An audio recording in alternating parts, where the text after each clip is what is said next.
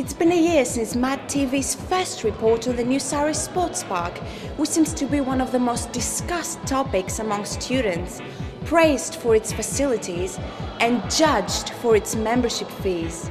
We're here at the forum, a questions and answers session on the new Surrey Sports Park. Let's see what people have to say about it.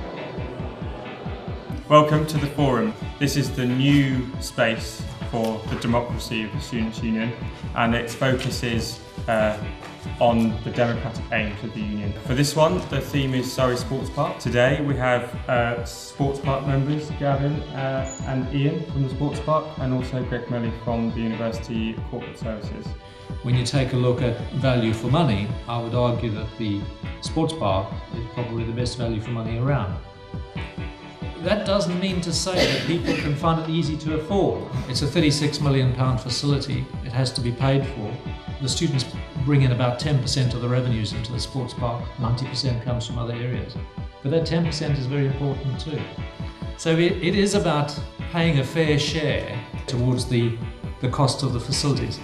Training time's been cancelled for students. If they've booked in, why are you moving the student training time? You wouldn't do it to Guildford City Swimming Club. Why are you doing it to students?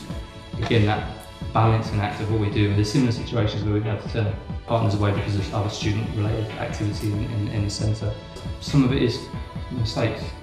Things may have been double booked or booked in before, and as I said, that's happened, and it's going to happen for the first few. But we're 6 months into our new business. The guys will say that already that there's 25 of us at Unisport, of which only about 8 of us are still around. We're now 100. And staff, there's going to be issues, there's going to be challenges. I'm not sure, in terms of what Nick is talking about, whether those specific situations. So I understand the principle that you're talking about, and at the principle level it's easy to say yeah. But the truth is the detail very often is much more complicated than that. I would like to ask a question about disabled access at the sports park. If someone is in a wheelchair and they go through your front door, what is the protocol at the park for them passing the barriers?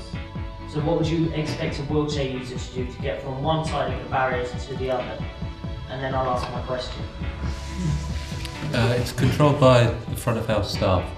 Okay, so when it's busy and your front of house staff are busy, what's a wheelchair user meant to do? Yes, you're absolutely right, and it's an issue that we're trying to address because we also have the same problem in the gym as well, that they need to have someone's attention to allow them through. So it's something that we're looking to do with possible press button so that it opens the gate. The complications is, as soon as we have that press button situation, it can compromise the overall system, how we try and access people in. But we are looking at that. A huge thank you to these guys for coming down and talking to the students. I hope everyone in this room found this a useful process, and future forums are going to be focused around what you want.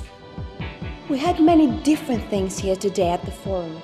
Most of the students' questions were related to the membership fees, which they find extremely high, and some double bookings that occurred and caused problems to clubs.